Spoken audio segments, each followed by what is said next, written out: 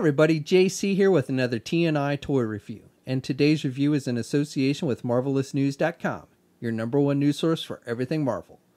And for today's review, we're going to be taking a look at the brand new Marvel Legends Guardians of the Galaxy Volume 2 6-inch Gamora figure from Hasbro. Now this figure comes packaged in the same style packaging we've been seeing with all the Marvel Legends. You've got the Legends series logo up at the top, the figure's clearly displayed. Down below you've got the Guardians of the Galaxy Volume 2 movie logo, since this is a movie figure. Then the figure is listed as one of the daughters of Thanos. This figure shares the same packaging as the Nebula figure, which I looked at the other day.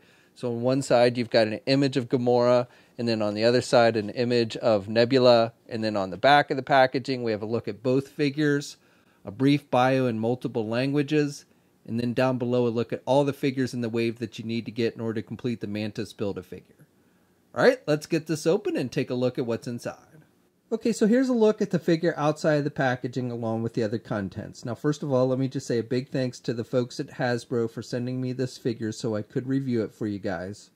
Now, first of all, this figure comes with the right leg for the Mantis Build-A-Figure, and we'll be taking a look at Mantis in our own review once we've looked at all the figures in this wave, so be sure to check back for that.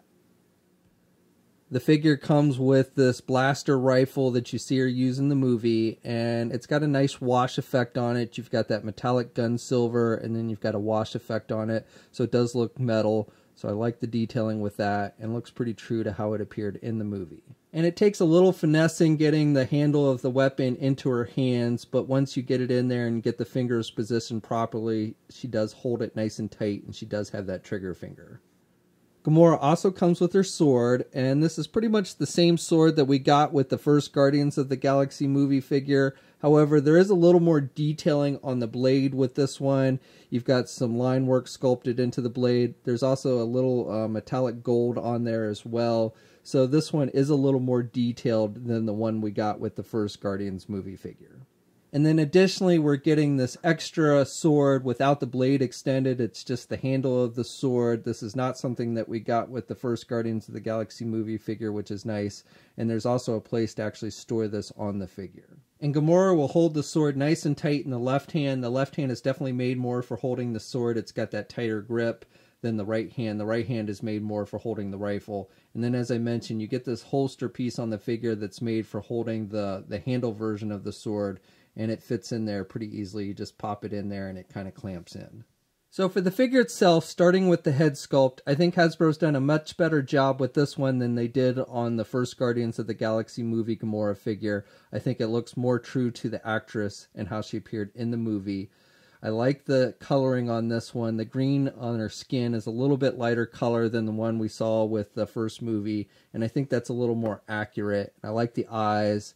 And she's got the darker green lipstick, and then she's got some line work sculpted on her cheek and over her eye. So I think that definitely looks pretty good. And then for her hair, you've got this wash effect with the red color down towards the end, and then it gets darker as it goes up.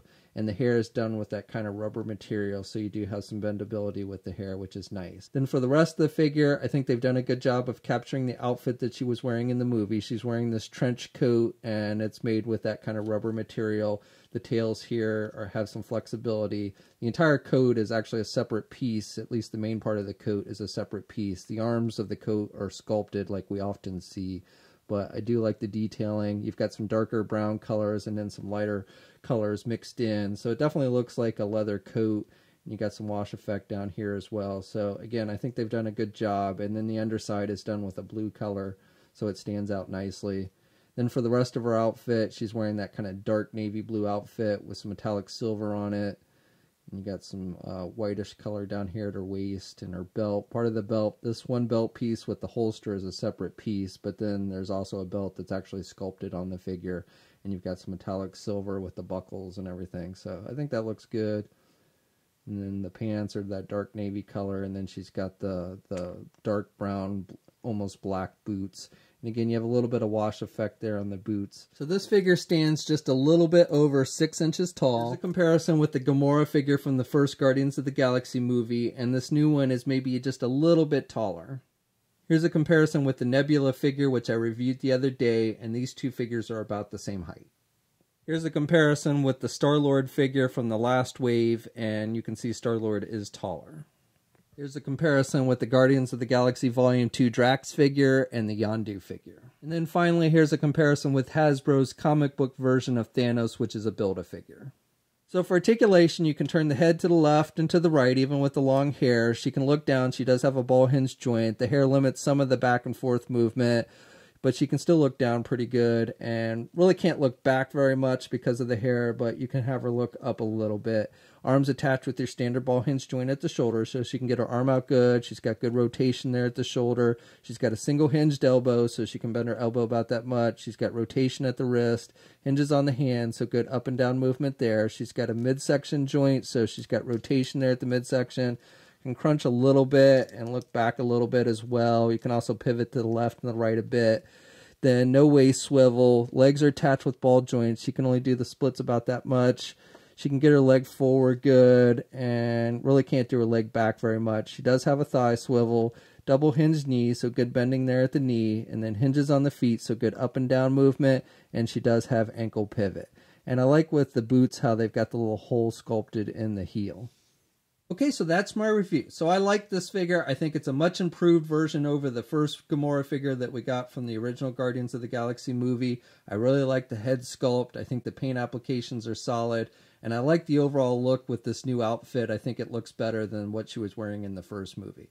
I also like that you got that added sword piece with just the handle that will clamp into the holster. Now this figure, along with the rest of the wave, has started to hit shelves. You can also pre-order it at Big Bad Toy Store. They should be shipping it out soon. We'll have a full image gallery up at marvelousnews.com. There'll be a link in the video description below. As always, leave a comment. Let us know what you think. If you're so inclined, please like the video. Also, if you haven't already, please subscribe to the channel. I'd really appreciate it. You can also follow me on my Facebook, Twitter, and Instagram accounts. I'll have links to those in the video description as well. And until next time, I'll catch you later.